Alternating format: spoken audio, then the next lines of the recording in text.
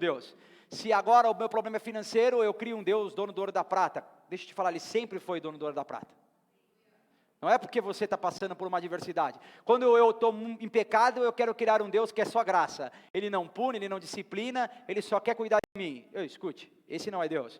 Ao mesmo tempo, quando eu estou bem com Deus, eu quero criar um Deus punidor, um carrasco dessa era, um cara barbudo que parece um viking que está com uma foice na mão, pronto a matar alguém que não faz o que ele gosta. Esse não é Deus. Deus é um Deus de caridade, de perdão, de misericórdia, de graça. O que eu estou querendo dizer com tudo isso é que nós precisamos ser a geração criada à imagem de Deus, e nós não podemos criar falsos deuses que atendem às nossas necessidades.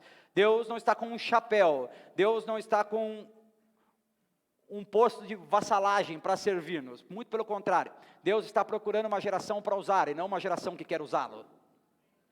Amém? Então, Paulo vai pregar nesse contexto, e você pode ler lá em Atos 16. E a carta se propõe a 3 coisas. Repita: agradecer, alertar e encorajar. Agradecer pelas ofertas que os irmãos de Filipos haviam mandado. Paulo estava preso, ele tinha que pagar pelas suas próprias despesas. César deixou que ele alugasse uma casa, prisão domiciliar, está na moda agora. Ele estava em prisão domiciliar, naquela época não era tão moda, e ele tinha que pagar pelas, isso não está na moda ainda, o presidiário pagar pela sua própria despesa. Ele pagava pela sua própria despesa, então ele não sabia o que ia comer durante o dia, e Epafrodito, nome lindo para você colocar no seu filho, Epafrodito vai até lá e leva uma oferta, salva Paulo daquela dificuldade, e acaba com os dilemas pessoais de Paulo, porque ele leva ali uma oferta para comida, para pagar as despesas, e louvado seja Deus por isso, pessoas que se importam uns com os outros. Em contrapartida, Paulo, se sentindo feliz e querendo servir os irmãos, faz uma carta para alertá-los a respeito das mentiras que se consideravam, ou que estavam ali presentes naquela época. Circunvalavam, na verdade, porque uma das mentiras era a circuncisão, dizer que o homem precisava ser circuncidado, o culto aos anjos, o legalismo, enfim, eles tinham um monte de mentira que quase não tem nessa época, as pessoas são muito genuínas, e eles falavam, jogavam um peso sobre aquele povo, e Paulo queria as libertar, amém? E a terceira, e é do que nós vamos tratar, o terceiro objetivo aqui de Paulo era encorajar os irmãos. Paulo queria que os irmãos tirassem da fraqueza a força. Paulo queria que eles mudassem as lentes pelas quais eles viam o mundo. Paulo queria dizer, olha, apesar desse momento de tribulação, de dor e de aflição, o Senhor continua sendo bom. Deus não perde o controle. Deus não é indiferente com relação às nossas dores. Deus não é indiferente com relação aos nossos problemas. Deus não está no céu tão distante do homem que não possa tocá-lo, que não possa transformá-lo e que ele não queira intervir. Deus é bom, generoso, piedoso, misericordioso, e apesar de estar no trono, Ele é onipresente, está ao mesmo tempo no trono e ao mesmo tempo dentro de nós, está ao mesmo tempo no mais intocável céu e ao mesmo tempo no nosso meio. Deus não está indiferente com relação aos seus dilemas. Deus quer te acolher, quer cuidar de você, quer tratar as suas feridas, te disciplinar quando for necessário, te ensinar o verdadeiro caminho. Deus se importa com você, Deus se importa com as suas dificuldades, Deus ama você de verdade. E por isso Paulo queria encorajar os irmãos. Eu falei a respeito de umas lições da semana passada, e eu falei sobre motivos para se alegrar, amém? Quem quer um bom motivo para se alegrar? Brasileiro geralmente é assim, não quer nem saber quem nasceu, só quer saber onde é a festa. É ou não é? Quero nem saber que time que ganhou. Que time que você torce? Para esse aí que ganhou. Eu vou para essa festa. Mas nós falamos de algumas coisas que o texto, nos primeiros versículos falam, eu gostaria de ressaltar. Repito, encontrar alegria na igualdade e na fraternidade. Eu não sei você, mas eu passei muito tempo da minha vida em um lugar de culto religioso, onde alguém era muito importante, eu acreditei nisso. Eu acreditei que dentre os irmãos existia alguém espiritualmente superior, uma casta especial de pessoas, homens que só faltavam voar de tão angelicais que eram. E hoje eu quero te dizer uma coisa, nós somos iguais, filhos do mesmo Deus, servos do mesmo Senhor, lavados e remidos pelo mesmo sangue, frutos do mesmo sacrifício. Nós somos irmãos em Cristo Jesus, não há hierarquia entre nós, o que há entre nós é fraternidade, igualdade, justiça divina, misericórdia, e o mesmo sangue que verteu por mim, verteu por você. Nós somos irmãos em Cristo Jesus. Repita, alegria no cuidado mútuo. Esse é um exemplo daquela igreja cuida de Paulo e Paulo cuida daquela igreja, e é assim que a igreja precisa ser. Eu acredito que, em pleno gozo das minhas faculdades mentais, eu acredito que a igreja deva funcionar assim, todos nós cuidamos da igreja, amém? E quando um de nós precisa, a igreja cuida dele. Essa é a verdadeira mensagem do Evangelho.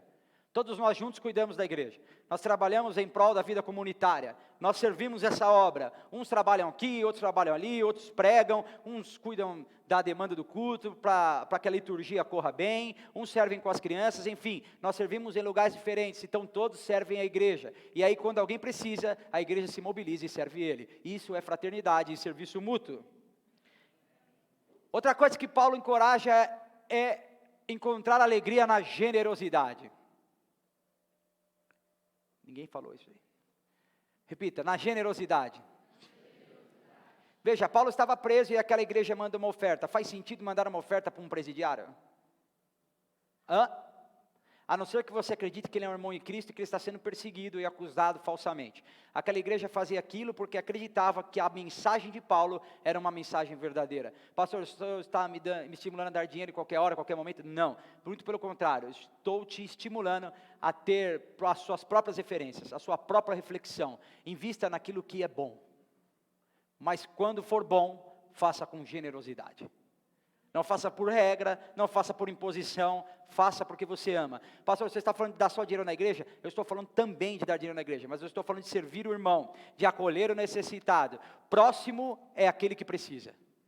Ama o teu próximo. Quem é o teu próximo? É o que está precisando naquela hora. Sirva essa pessoa, acolha essa pessoa, ame essa pessoa, atraia essa pessoa e cuide dela como Jesus faria, porque isso é bom e glorifica o nome de Deus. A outra coisa é que nós devemos nos encorajar na plenitude dos frutos de justiça. Repita, o homem não tem justiça própria. A única vez que Deus fala da justiça própria do homem, Ele fala que ela é como um trapo sujo.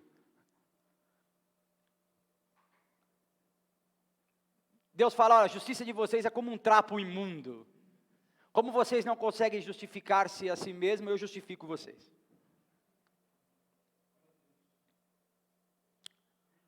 Vamos lá, irmão. Houve uma época na minha vida que eu quase acreditava que eu podia me salvar. Por causa de me abster de algumas coisas, por ser um ser humano bom, por ser um mega crente, por ser quase um anjo. Deixa eu te dizer, ninguém salva a si mesmo. Só a obra redentora de Cristo é que salva o homem. Não há justiça em nós, mas a justiça nos foi dada gratuitamente através do Calvário de Cristo. Nós não podemos nos salvar, mas Cristo está nos chamando para a salvação. Nós não podemos tomar um caminho em direção ao céu, mas Jesus disse, eu sou esse caminho, venham até mim, passem por mim, e eu os levarei à eternidade de graça. Jesus está dizendo, eu justifico vocês, eu perdoo vocês, vocês estão imundos, caídos em vossos pecados, mas o meu sangue, puro, vermelho e carmesim, cobre todo pecado, leva todo pecado para o mar do esquecimento, e traz à memória aquilo que leva à esperança, aquilo que dá ânimo, aquilo que dá força. Jesus está falando, eu estou trocando uma vida de pecado por uma vida de remissão, de perdão e de ressurreição de verdade. Jesus está dizendo, pare de pensar que estão vivos, porque eu quero te dar a única e verdadeira vida que só há em Cristo. Jesus quer nos dar uma vida verdadeira. Nesses próximos versículos, Paulo vai fazer um convite para nós mudarmos as lentes pelas quais nós vemos o mundo. Paulo vai nos ensinar que a situação adversa, o cárcere, não era o fim. Repita, Deus não está me enterrando. Ele está me usando. Às vezes a nossa dificuldade de compreender o que Deus está fazendo nos leva a pensar que é tempo de desistir. ou que Deus nos abandonou, ou que Deus é indiferente. Não deixe que isso entre no seu coração. Nós vamos falar sobre isso. Paulo aqui estava preso, mas estava dizendo, alegrem-se, porque eu estou alegre e vou continuar me alegrando. A questão aqui não é o que você está vivendo, e sim para quem você está vivendo. Não é o tanto de alegria que você tem, e sim de onde vem a sua alegria. Se você viver baseado apenas nas suas experiências felizes, você será feliz poucas vezes. Se você for feliz só quando tudo estiver bem, você na verdade será um frustrado, um decepcionado, um chateado. Porque no mundo das redes sociais, todo mundo é feliz todo o tempo. Mas no mundo real, as boas notícias demoram, mas os boletos sempre chegam. É ou não é? Se você ganhar uma herança, pode ser que demore um ano para saber, mas a conta de luz não falta. O correio entra de greve, tudo acontece, mas ela chega lá pontualmente. E é pior que ela não chegue uma vez, porque se ela chegar em 3 vezes é pior ainda. Vira uma coisa pior. Ou seja, Paulo está dizendo, não dependam apenas das boas circunstâncias, sejam felizes porque Cristo é a razão da felicidade de vocês. A Bíblia diz que Ele é o príncipe da paz. Quem encontrou Jesus, encontrou toda a paz que precisa. Nós vamos ao texto, amém? Paulo, no verso 12, vai dizer assim, quero que saibam, irmãos, que tudo que me aconteceu tem ajudado a propagar as boas novas. Vamos lá, Paulo estava onde?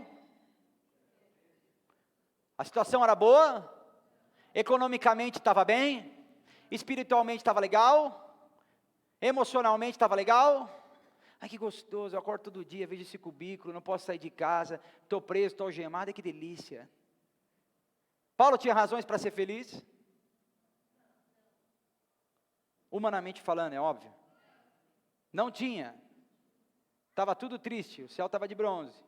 E Paulo aqui vai nos dar uma instrução. Ele vai nos ensinar que Deus faz das situações adversas uma possibilidade de um testemunho de restituição. Paulo vai nos dizer que Deus faz das piores situações, dos piores dias, das piores mágoas, de quando nós somos humilhados, excluídos, rejeitados, impedidos, quando nós ouvimos um não. Lembre-se que Paulo queria ir para algum lugar e Deus disse, não vai para o outro, e ele foi preso. Deus mandou Paulo para ser preso. Pense, a sua vida não é um acaso fortuito, Deus tem um plano para você. E passar por momentos de dificuldade faz parte do plano para te aperfeiçoar, para te fazer alguém melhor. Mas isso não quer dizer que Deus está te abandonando, isso quer dizer que Deus está te usando como exemplo, como testemunho para outras pessoas que vão passar as mesmas provações. Paulo está nos ensinando que no pior dia, quando a lágrima é mais salgada, quando a tristeza é mais doída, o Senhor ainda é capaz de transformar essa situação em um testemunho de restituição para a glória do nome dEle. Deus é profissional de transformar cenários, amém? Deus faz de situações de maldição exemplos de bênção. Eu recebo pessoas, aí alguém me diz, pastor, eu recebi um casal e disse, pastor, meu filho não estava bem, e nós tivemos esse filho antes de casar. E eu fui numa igreja e o menino disse que ele estava mal porque era uma maldição. Porque ele era fruto de um erro. Tem gente que podia ficar muda. E a gente não perderia nada com isso. Só por um tempinho para ele refletir. Escute, o ato foi errado? Foi errado, mas essa criança é uma bênção. Porque é assim que Deus faz. Faz de circunstâncias desfavoráveis, bênção de restituição para testemunho da glória dEle.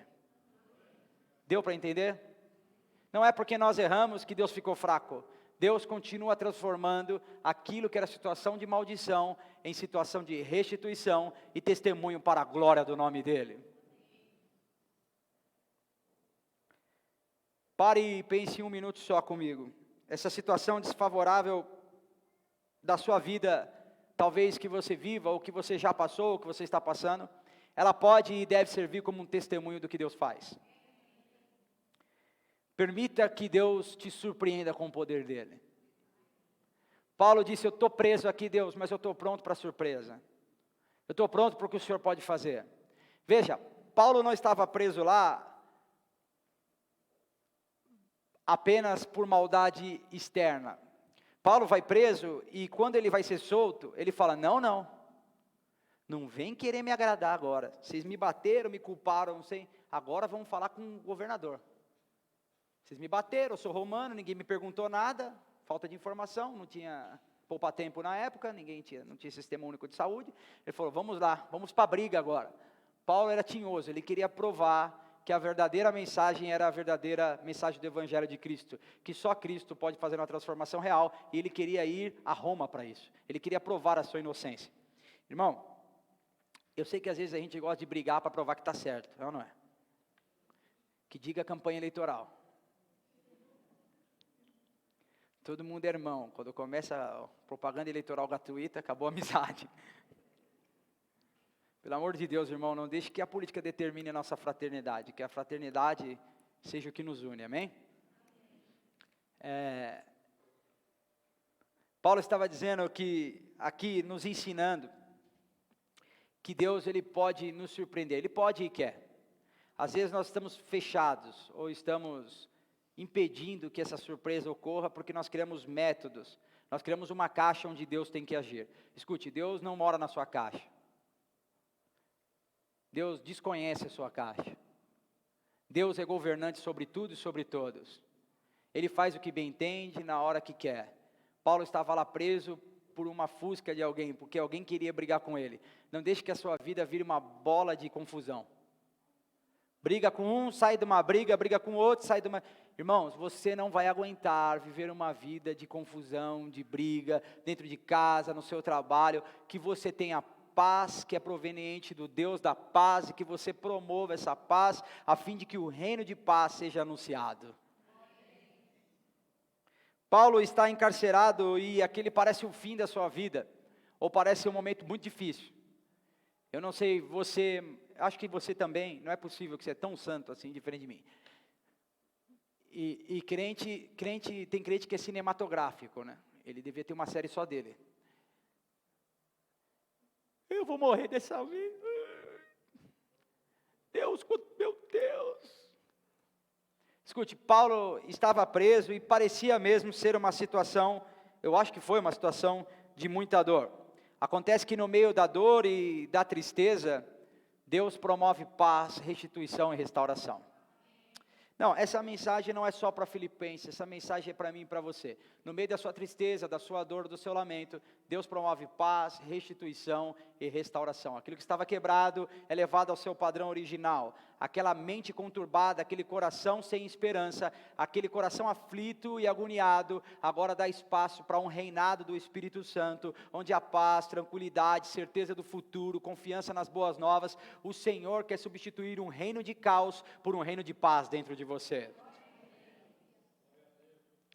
A Bíblia diz em Romanos 8, 28,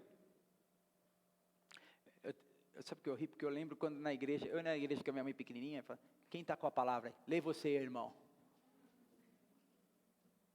Você já viveu isso? Só que isso era tão constrangedor, porque um dia eu fui numa igreja, aí o apóstolo falou, lê, irmão. Aí o irmão falou, não sei ler. Aí todo mundo, hahaha, ele falou, é verdade. Aí todo mundo ficou com uma cara de taboca, aí o pastor falou, vamos ler aqui então. Ainda bem que eu vou ler para todo mundo, amém? Romanos 8, 28, a Bíblia vai dizer que as coisas conspiram para o bem daqueles que amam a Deus. Ou você não ama a Deus, ou você não entendeu. A Bíblia está dizendo que as coisas conspiram em favor daqueles que amam a Deus. A Bíblia diz que o céu está trabalhando para que as coisas tenham convergência naquilo que é bom para mim e para você, porque nós amamos a Deus. Nós amamos a Deus, nós servimos ao Senhor, nós dedicamos uma vida de amor a Ele, então Ele começa a fazer com que todo o universo, que todo o cosmos, que aquilo que vê e aquilo que não se vê, comece a convergir em nosso favor.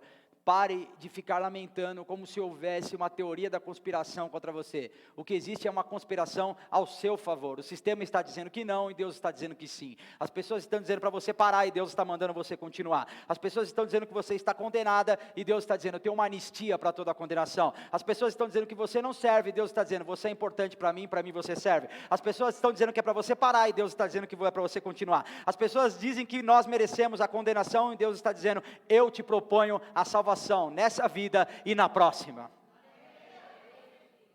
Não existe uma conspiração ao seu desfavor, e sim ao seu favor, amém? A não ser que você não ame a Deus, aí é contra você mesmo. Vai, verso 13. Pois todos aqui, incluindo toda a guarda do palácio, sabem que estou preso por causa...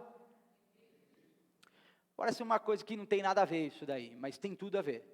Paulo chega até Roma, e lembra que eu disse quem denunciou Paulo? Foi os romanos? É que eu falei isso há muitas semanas, por isso que é difícil de lembrar. Faz uns 12 minutos. Quem denunciou Paulo foi os irmãos, amém? Foi os da mesma fé. É engraçado falar isso, né? Porque na igreja não tem isso, a gente tudo se ama. Quem denuncia Paulo são os irmãos. E aí, quando você tem a sua própria mãe dizendo que você não presta, parece que você não presta mesmo. É ou não é? Quando a tua mãe e teu cachorro te abandona, o que sobra, não é verdade? Estava todo mundo que andava com Paulo dizendo, ele não presta. Parece que... como você é bonzinho, irmão. Nossa, eu fico impressionado com a santidade de vocês. Todo mundo falando que o cara não presta, parece que ele não presta mesmo, é ou não é? É ou não é? E aí Paulo fala, olha, essa situação que eu estou vivendo, ela prova não só para os de dentro, mas também para os de fora. Que a razão de eu estar preso não é justa. Eles sabem que eu não estou preso por anarquia, eles sabem que eu não estou preso por ser um mentiroso. Eles sabem que eu estou preso por fazer o que é certo. Que eu estou preso aqui por causa de Cristo. E faz toda a diferença. Porque tantos de dentro quanto os de fora estavam dando testemunho da fidelidade de Paulo a Cristo Jesus. Que as pessoas de dentro, que as pessoas de fora, que ao você ser acusado, eu me lembro por várias vezes que alguém, uma vez uma pessoa chegou para o meu pastor e falou assim, olha, o Renan disse isso, e ele falou, chega.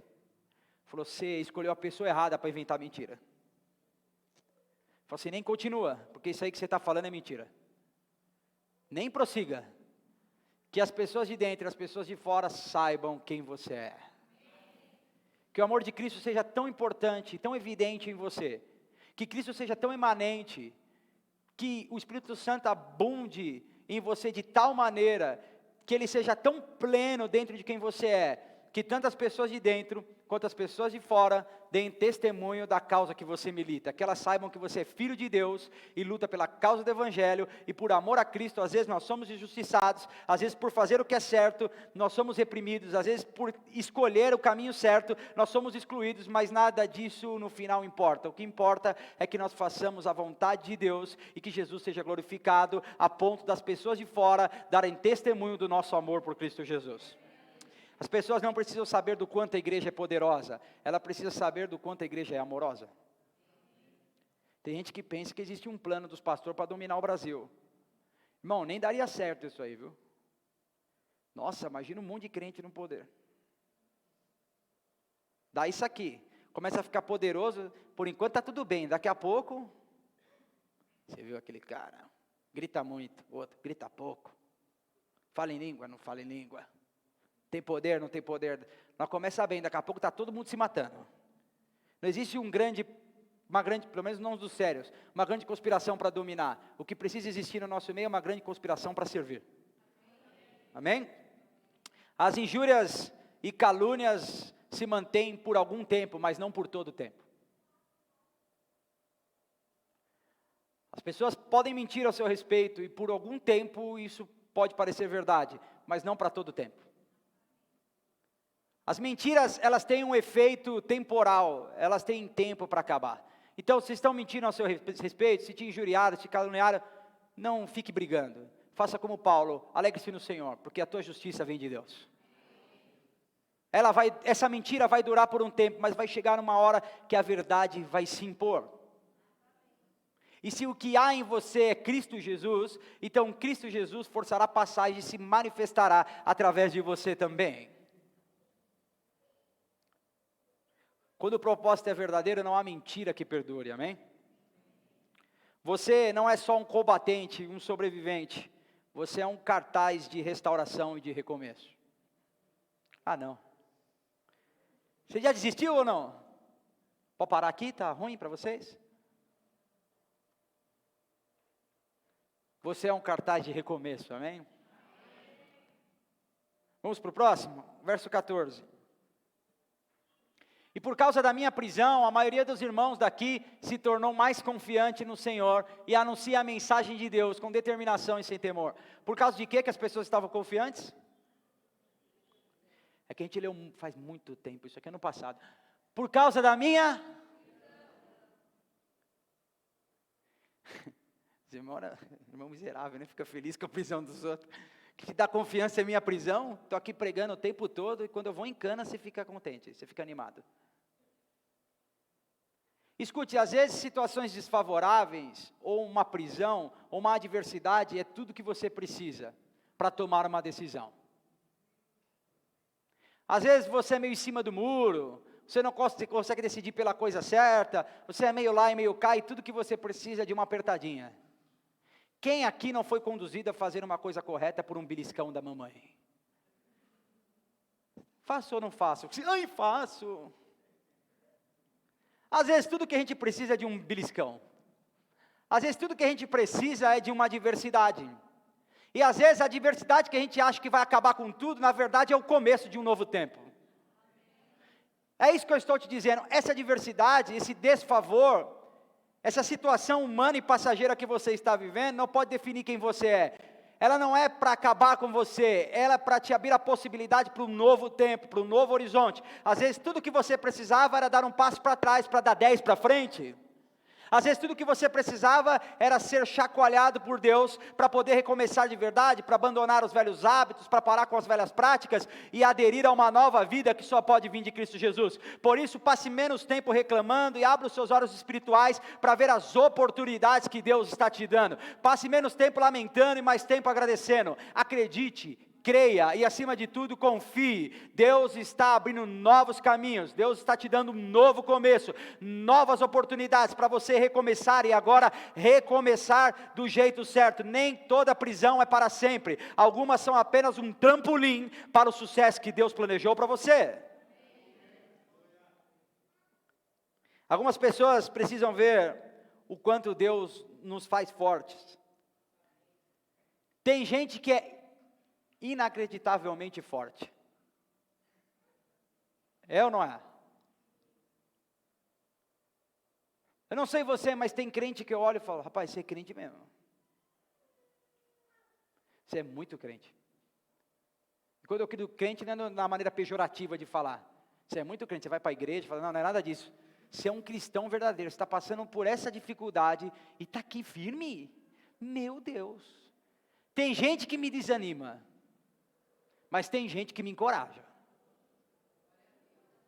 Ainda existem heróis nesse tempo. Existem pessoas que passam por cima das suas lágrimas, das suas dores, e sempre tem um sorriso no lábio. Sempre estão prontos para cuidar do outro. Deus precisa, às vezes, mostrar o quanto Ele fortalece no meio da fraqueza. E às vezes os escolhidos somos nós. E se você for escolhido, fique tranquilo, Deus é responsável pelo que Ele começa. Filipenses 1,6 vai dizer que aquele que começou a boa obra é fiel para completar o que começou. Mesmo aqueles irmãos tendo, eu falo irmãos, tem gente que fica com raiva, fala, aqueles caras, é que nem sempre os crentes fazem coisa certa, né? Mesmo aqueles irmãos tendo uma vontade ruim contra Paulo, mesmo eles usando de um mau sentimento, as pretensões contrárias e maldosas não foram efetivas. O que eu estou querendo dizer com isso? É que não importa se as pessoas querem ter o mal. Tem crente muito místico. Tem crente, pastor, eu fui no culto, foi poder, eu arrupiei. Tinha que ver, eu voei no meio da igreja. Eu me transformei numa águia. Essa macumba, ai meu Deus. Eu estava falando com uma pessoa hoje, a pessoa falou lá, a outra igreja fechou, que era do lado do centro de macumba, e o macumba foi mais forte. Eu falei, que é concorrência? Pizzaria isso aí? A dele era catupiry original. Eu não entendi nada disso aí, não estamos concorrendo aqui. Para de ser esotérico, né, irmão? Isso é muito ruim. Para de ficar, repita comigo, Deus não tem inimigo. O diabo não é inimigo de Deus. O diabo é nosso inimigo.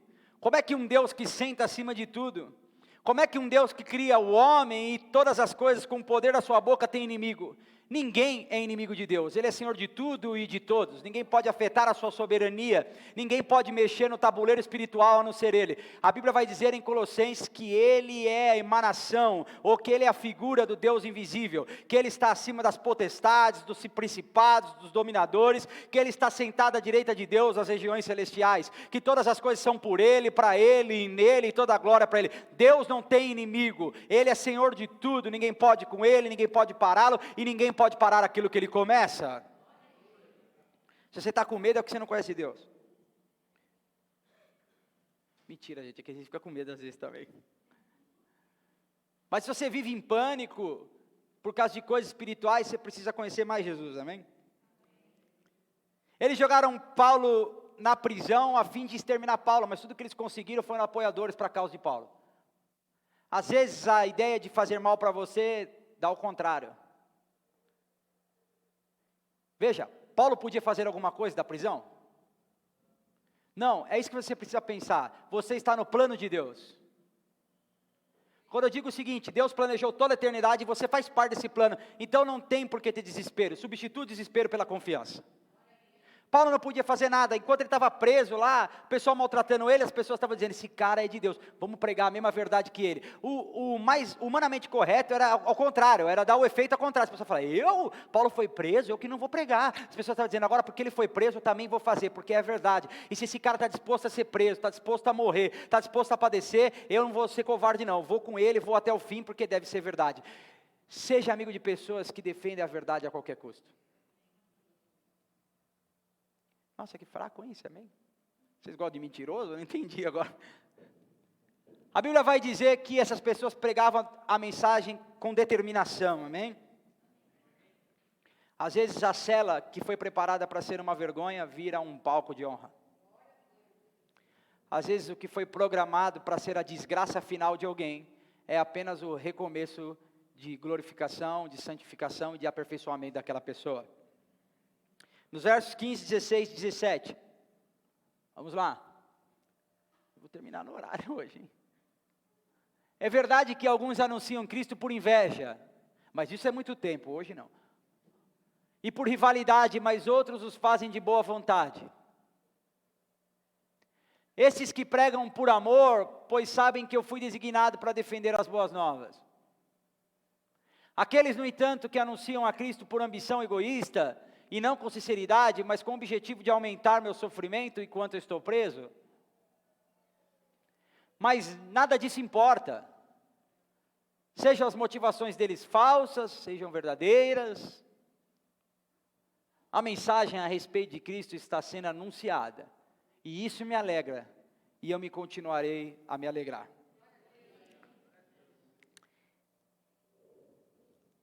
Eu quero tirar algumas lições aqui. Paulo estava preso por acusações das pessoas de dentro, e às vezes a pior perseguição que a gente pode sofrer é a de dentro. É normal esperar que alguém que pensa diferente de você te persiga, é ou não é? Tem gente que até gosta, que vira... Tem gente que até elege seus malvados favoritos, né? Ele me persegue, já me persegue há tanto tempo que eu já ficou uma pessoa querida aqui em casa. Tem gente que é tão perseguido, que briga tanto um com o outro, que daqui a pouco já passa a gostar. Lembra quando os mais velhos falavam? Ah, esse cara está brigando muito com essa menina. Quem desdenha? Isso, você é dos anos 80, meu irmão. Ou antes. Difícil é quando a gente é traído por quem ama. Difícil é quando aquele que tem uma lábia, palavras agradáveis, uma conversa doce, senta aqui meu querido, você é maravilhoso, eu te amo, não vendedor, né, que vendedor todos são assim, é ossos do ofício isso daí, né, são ossos do ofício, mas quando alguém fala, você é meu irmão, vem aqui, vem irmão, vamos seguir com fé, tudo que ensinou o homem de Nazaré, vem cá que lindo, dá um abraço, dá um beijo, e aquele ali te trai, isso dói. Isso pode ser o seu fim, ou pode ser um convite à reflexão, de quem você acolhe, com quem você anda, quem você chama de irmão, os lugares que você frequenta, as coisas que você faz, os hábitos que você tem, isso pode ser uma reflexão ou pode ser o seu fim. E isso aí é você que vai reciclar, ressignificar e decidir o que é. Eu te convido a fazer disso um novo começo.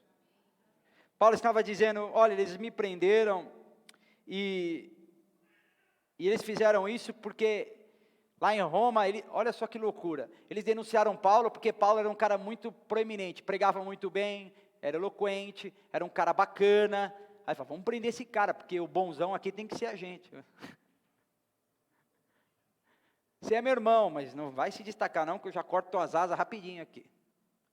Prenderam Paulo, parece meio louco isso, né? Ou parece atual, ou louco e atual, parece os dois. Cuidado, irmão, para que o seu coração não vire um altar humano.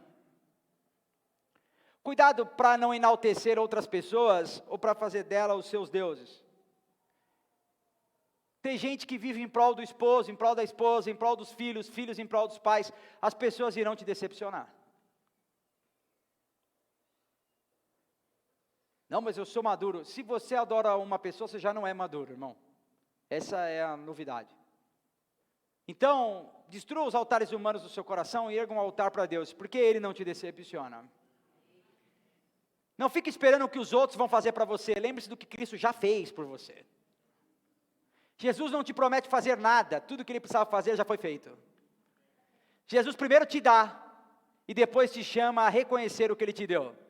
As pessoas te prometem e não te dão. Eu estava falando na aula dos primeiros pilares que a coisa está tão ruim, que hoje as macumbas estão dando mais crédito que algumas igrejas. A pessoa fala assim, que é isso, pastor? É verdade, as macumbas falam assim, vem aqui, eu trago a pessoa em 3 dias, e só paga depois. Tem igreja que você paga primeiro e nunca traz a pessoa de volta.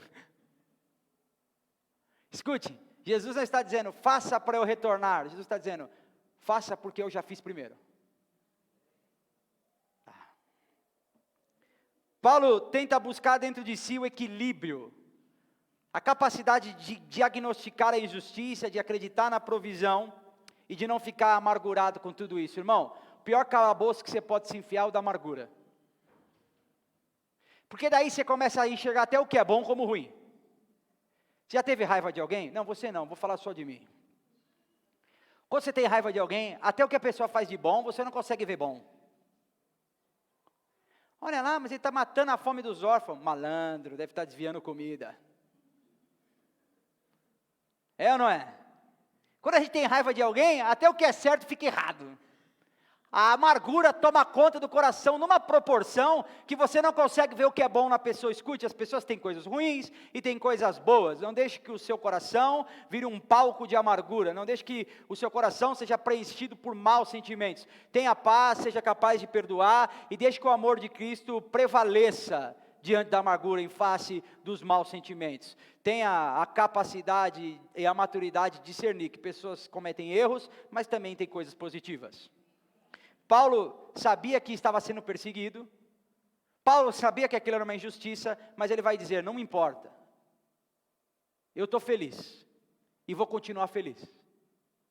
Não deixe que a maldade que fizeram com você, te torne uma pessoa amargurada. Encontre felicidade em Cristo Jesus, amém? Repita, a perseguição não é uma licença para odiar. Eu não odeio ninguém, pastor, só aquela pessoa que me persegue. Você acha que só porque ele é mau, você tem uma licença para odiar ele? A perseguição, a injúria, a calúnia. Deixa eu até esclarecer uma coisa que a Maíne falou. Você falou uma coisa no domingo, eu vou até deixar mais claro aqui. Eu disse na quinta-feira que quem você perdoa e admite as pessoas de novo na sua vida. Irmãos, quando eu disse isso, não é porque a pessoa te trai, você vai ser sócio dela na empresa. Me traiu, agora que eu te perdoei, vamos construir um império junto. Eu falei assim, não, vai dar problema. O que eu estou falando é você admitir a possibilidade daquela pessoa se chegar a você de novo. Ficou claro ou não? Só para não ficar meio entendido. Falei assim, então quer dizer que eu tenho que andar com esse condenado. Mas também a perseguição, a injúria e a mentira não é uma licença para você odiar. Agora sim, pastor, agora tem a exceção. Amai ao teu próximo e odiai os que o próximo que te persegue, eu mesmo que inventei o versículo. Se te perseguiram, te traíram, a Bíblia tem uma orientação para você. Ninguém nem quer saber. perdoe. Irmão, não é fácil, mas trabalhe nisso, amém? Dê espaço para que Deus faça essa obra em você. Alguns anunciavam Cristo por inveja, ou seja, alguns faziam bondades em nome de Deus com sentimentos torpes. Veja que Paulo não diz que eles mentiam. Paulo só diz que a motivação era errada. Paulo dizendo isso, ele não está admitindo a heresia. Olha, Paulo disse, eu já vi várias vezes, ele falou, irmão, olha, Jesus Cristo não ressuscitou, isso é uma coisa. Irmão, você está louco? Não, mas ele está falando isso aí. Paulo disse, por inveja, não, Paulo não disse nada disso.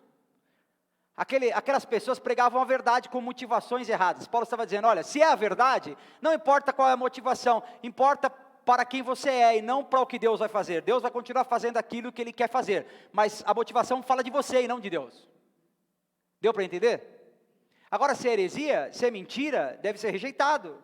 Não importa se tem cara de bondade, se está maquiado de virtude, se parece ser uma coisa boa, se aquilo soa tenso aos seus ouvidos, rejeite. Amém? Eu quero falar só de um detalhe aqui. Algumas pessoas servem ao seu ego dizendo que estão servindo a Deus, ou achando que estão servindo a Deus.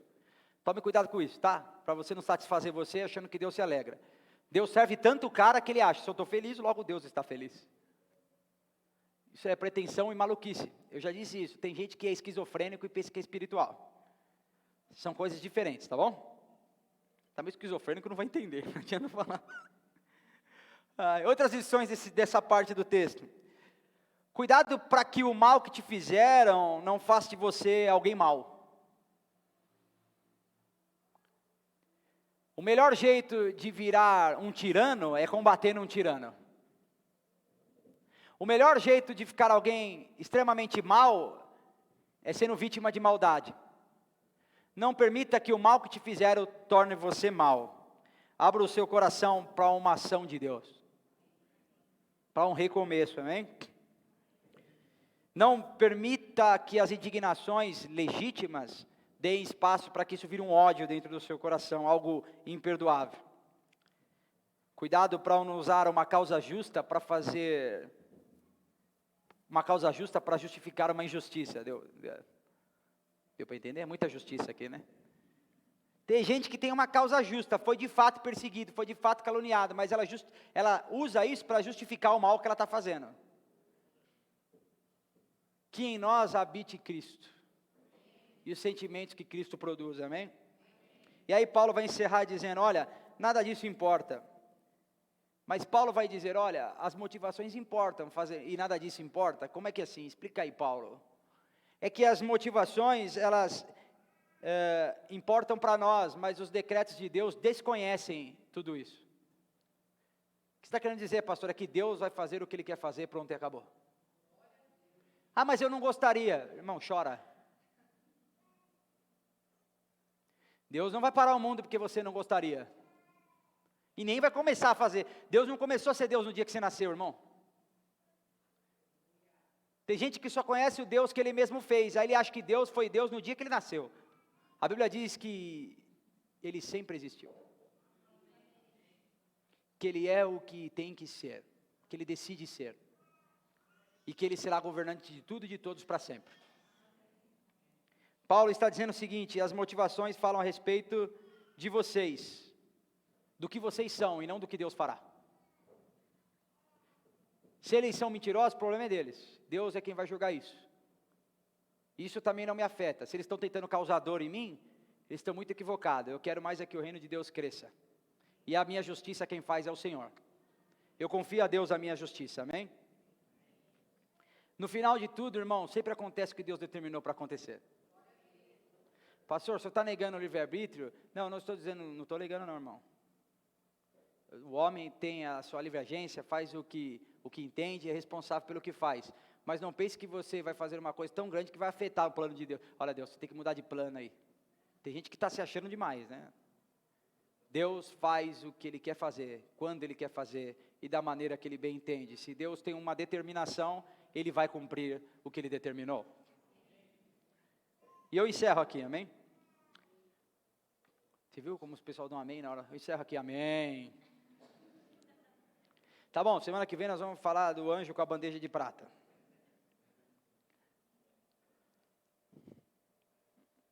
Repita comigo. Pode ser ou não? 5 coisas, nós vamos falar rápido. Paulo está preso, mas ainda tem esperança. Eu quero aplicar isso aqui essa noite, tudo isso que eu disse. Não importa se o momento é de diversidade, mantenha a esperança. Paulo está preso, mas tem razão para confiar. Ele tem experiência com Deus. Ele fala, o Deus que me livrou lá atrás vai me livrar agora. Deus foi poderoso, é poderoso e será para sempre poderoso. Deus te livrou, está te livrando e te livrará para sempre. Deus te amou, está te amando e sempre te amará. Deus foi misericordioso, é misericordioso e sempre será misericordioso. Ele te escolheu, te escolhe e te escolherá. Deus era piedoso, é piedoso e será piedoso para sempre. Deus não muda, o que Ele começou, Ele termina, o que Ele se propõe a fazer, Ele faz, e Ele disse que nos amaria e estaria conosco todos os dias, então Ele está conosco todos os dias, não importa se está preso ou se é tempo de desventura, tenha esperança em Cristo Jesus. Repita, existe um plano maligno, mas Deus tem outros planos. Irmão, eu não sei que tem crente que se preocupa tanto com o capeta, meu. Nossa, vai gostar de capeta assim no inferno. Nossa, mas como gosta de diabo, irmão? Isso é obra do diabo. Só fala do diabo o dia inteiro. Meu Deus do céu, ué. Ô, irmão, eu vou começar a conversar, a última coisa que eu falo é do capeta.